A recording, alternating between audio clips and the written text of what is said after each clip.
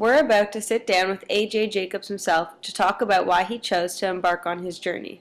First, let me tell you a little bit about my background. I'm officially Jewish, but I am as Jewish as the restaurant Olive Garden is Italian. I've rarely said the word Lord unless it's followed by of the rings. I thought that religion was too risky for the modern world. Regardless, the influence of the Bible is a mighty force. I became fixated on learning about religion. I wanted to learn more, so instead of learning about religion, I lived it. My quest was the ultimate biblical life. The Bible is responsible for some of humankind's greatest achievements. The civil rights movement, charitable givings, the abolition of slavery.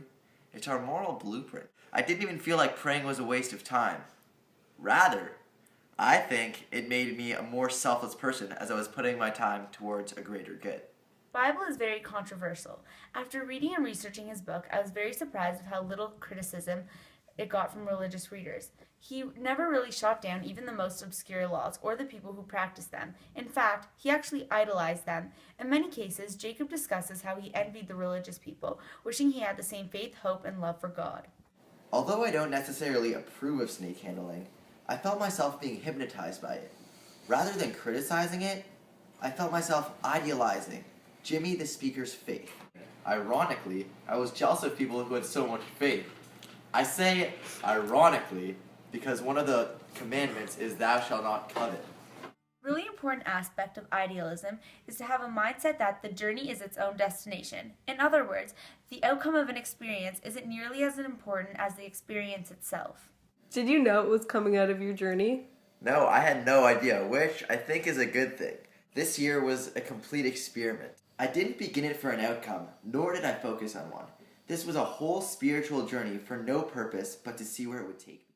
What were your initial thoughts on the Bible? At first, I questioned it and didn't find too many answers. For example, I asked Mr. Berkowitz, an Orthodox Jew who I spent a lot of time with over my years. I asked him, why don't we mix wool and linen? He said, we don't know. It's just what God gave us as a law. Even with these disappointingly vague answers, I came to appreciate the Bible, becoming aware of why might they be there in the first place. Are they metaphors, or are they supposed to be taken literally? Jacobs did a really good job not offending anyone with this book, which is hard considering how touchy subject religion is. To be honest, I thought religion would make me live with my head in the clouds, but more often than not, it grounds me into this world. It is said A.J. Jacobs and Chris McCandless can be connected through idealism. Do you see this connection? Now that I think about it, I read both The Year of Living Biblically and Into the Wild, and I can definitely see similarities. In Jordana's wonderful presentation, she will explain the similarities between the two. But before, I asked Chris McCandless if he can connect himself with A.J. Jacobs, and this is what he said. I do see some similarities with my life and his year. Although Alaska was my geographical destination, I had no spiritual destination.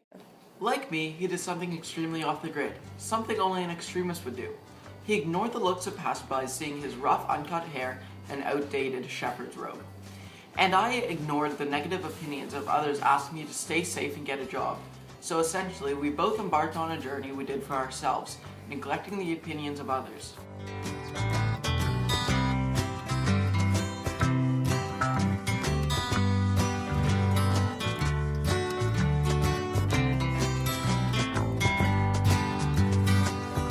If my words did glow with the gold of sun.